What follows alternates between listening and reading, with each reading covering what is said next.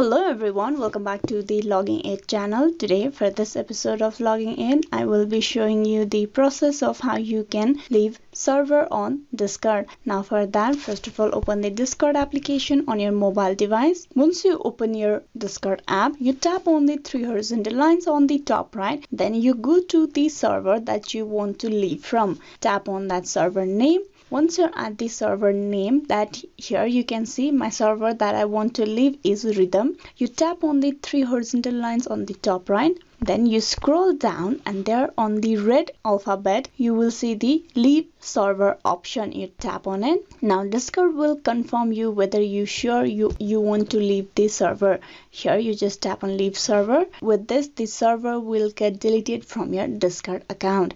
This is how you can easily leave any server on Discord. Hope this video was useful. Please like and subscribe the Logging In channel, and also don't forget to click on bell icon. Thank you.